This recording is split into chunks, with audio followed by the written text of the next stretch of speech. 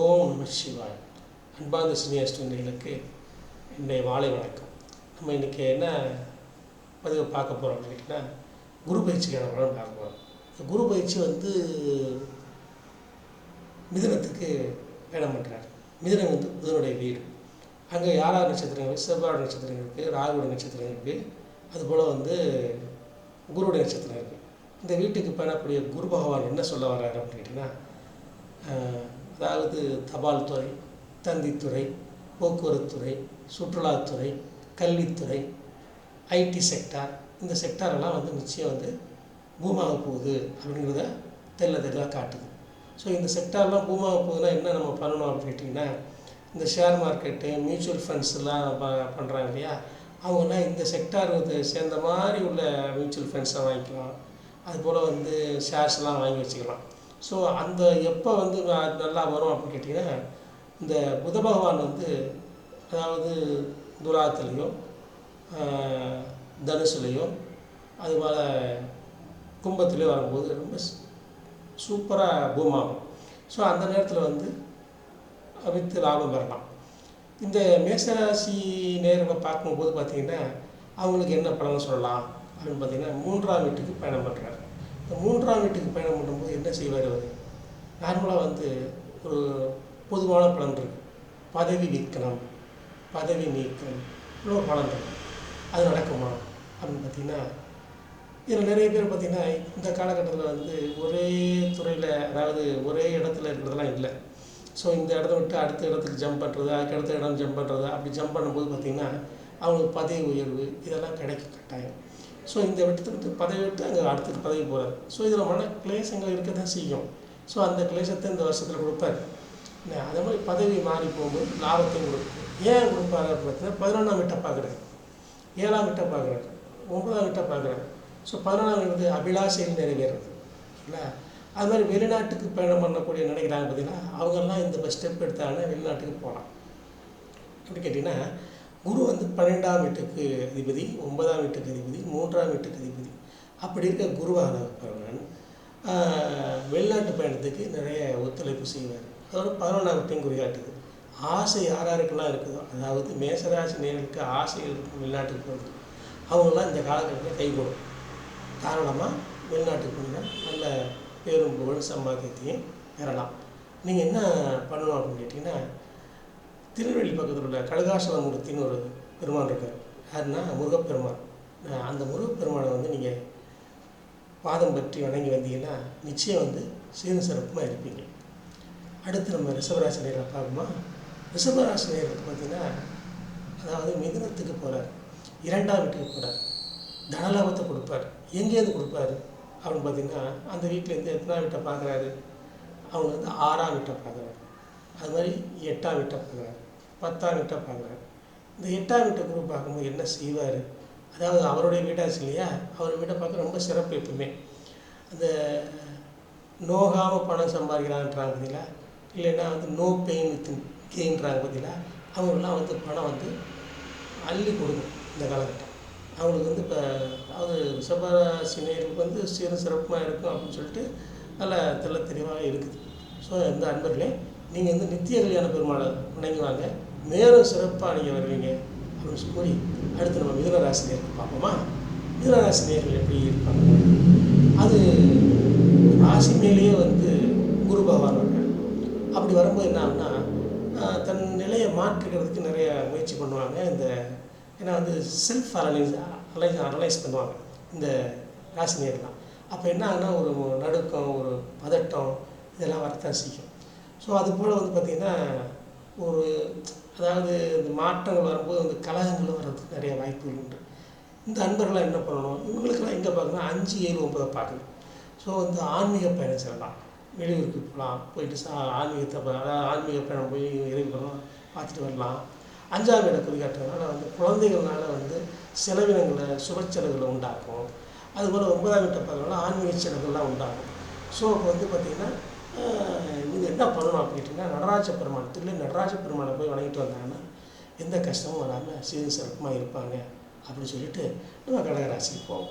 கடகராசி நேயர்கள் என்ன கேட்டிங்கன்னா, 12ஆம் வீட்டில் குரு டிரான்சிட் ஆகும்.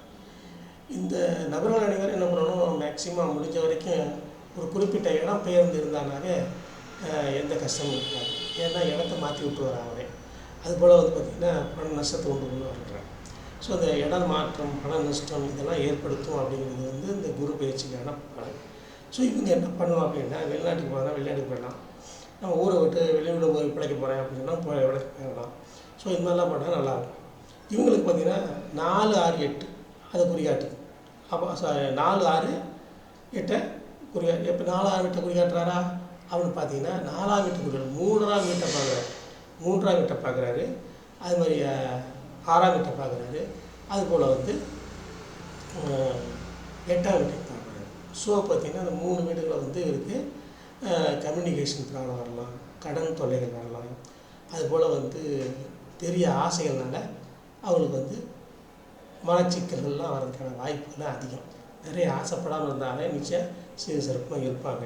இவங்க வணங்க வேண்டிய தெய்வம் பார்த்திங்கன்னா வனபத்திரகாளி. உங்கள் ஏரியா பக்கத்தில் வனபத்திரகாளி இருந்தாங்கன்னா அவனை வணங்கிட்டே வந்தீங்கன்னா அந்த அம்மா அவங்களுக்கு வந்து எந்த கஷ்டங்களையும் தரமாட்டாங்க. நல்ல சிறப்பாக இருப்பீங்க.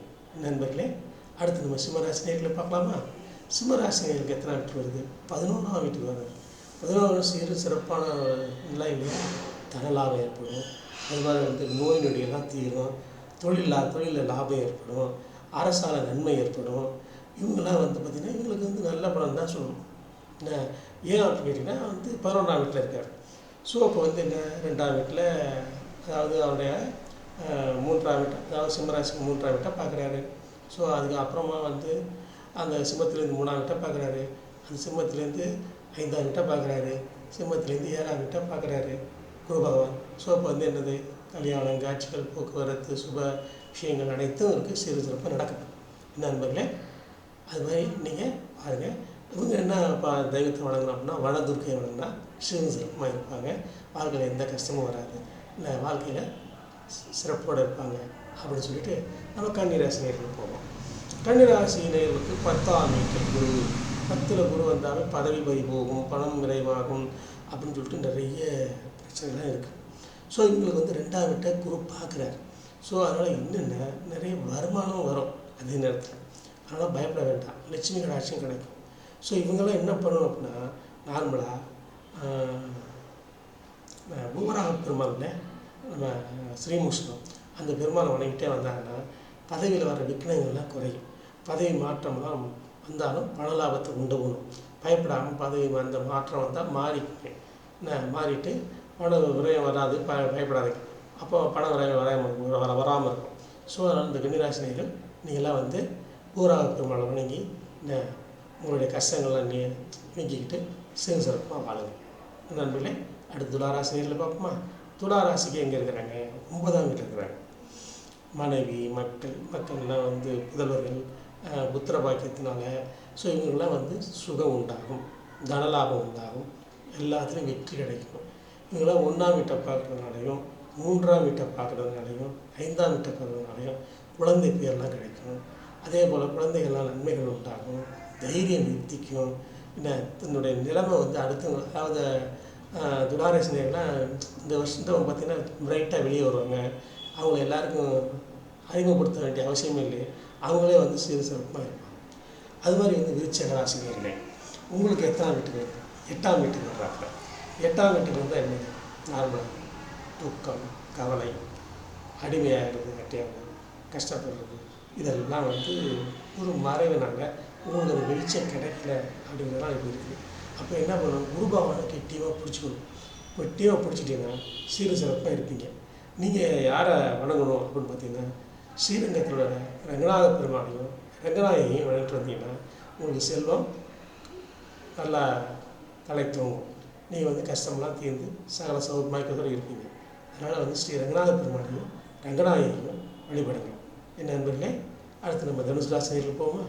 7ஆம் வீட்டில் பயணம் பண்ணுகிறார் தனுசு ராசிக்கு. அப்போ என்ன கிடைக்கும்? பணலாபம் கிடைக்கும். ஏன்னா அந்த லக்னத்தையே அவர் பார்க்குறாரு. எப்பயுமே வீடு கொடுத்தவன் வீட்டை பார்த்துட்டா வீடு சிறப்பாக இருப்பாங்க. அவங்களுக்கு வந்து சகல சௌபாக்கியத்தையும் கொடுக்கும். சரிங்களா? அந்த ஐடி டிபார்ட்மெண்ட் இதெல்லாம் வந்து நிறைய பண லாபத்தை கொடுக்கும். ஸோ அவங்க என்ன பண்ணணும், அது மாதிரி வந்து 7ஆம் வீட்டில் குரு பயணிக்கிறதுனால கல்யாண யோகம் உண்டாகும்.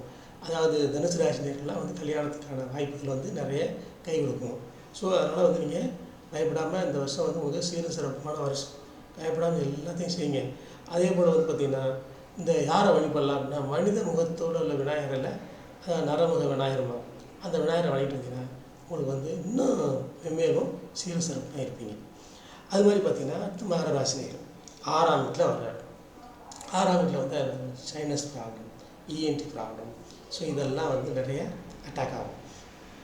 ஸோ இவங்கெல்லாம் என்ன பண்ணுவோம் அப்படின்னா கடன் தொல்லை, எதிரியால் ரொம்ப வழக்கு இதெல்லாம் வரும். ஸோ இவங்களுக்கு என்ன அப்படின்னா 12ஆம் வீட்டு 10ஆம் வீட்டு 2ஆம் வீடெல்லாம் பார்க்குறதுனால ஸோ என்ன வந்து வருமானம் வரும் பதவியாக, அதனால இல்லை. ஆனால் செலவினங்கள் இருக்குது, ஹாஸ்பிட்டல்ஸ்லாம் நிறைய இருக்குது.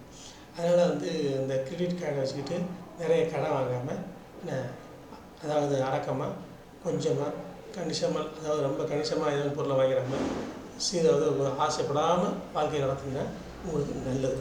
நீங்கள் யாரை வணங்கணும் அப்படின்னா மகாலிங்க சாமியை வணங்கணும். அப்படி வணங்கிட்டு வந்தீங்கன்னா நல்லா இருப்பீங்க. மகாலிங்க சாமி எங்கே இருக்கிறாங்க? திருவடைமரத்தில் இருக்கிறாங்க. அவங்கள போய் வணங்கிட்டு வந்தீங்கன்னா சாமி வந்து உங்களுக்கு நல்லதே செய்வார். அடுத்து கும்பராசினியர். இவங்களுக்கு எப்படி இருக்கும்? அவங்களுக்கு எத்தனாம் வீட்டில் இருக்குது? 5ஆம் வீட்டில் இருக்குது. ஸோ அவங்களுக்கு பண லாபம், புத்திர லாபம் எல்லாம் உண்டு. புத்திரனால் வந்து சுகம், அப்புறம் ஸ்திரீ சுகம். அதுபோல் வந்து பார்த்திங்கன்னா இவங்களுக்கு 9, 11 1ஆம் வீட்டை பார்க்குறதுனால இவங்க நினச்சது ஆன்மீக சுற்றுலா இதெல்லாம் செஞ்சாங்கன்னா சரி சிறப்பாக இருப்பாங்க.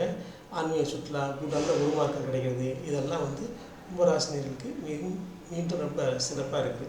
இவங்க யாரை வணங்கணும் அப்படின்னா கும்பேஸ்வரரை வணங்கினா நல்லாயிருக்கும். கும்பகோணத்தில் உள்ள கும்பேஸ்வரர் வணங்கினா சீரும் சிறப்பாக இருப்பாங்க.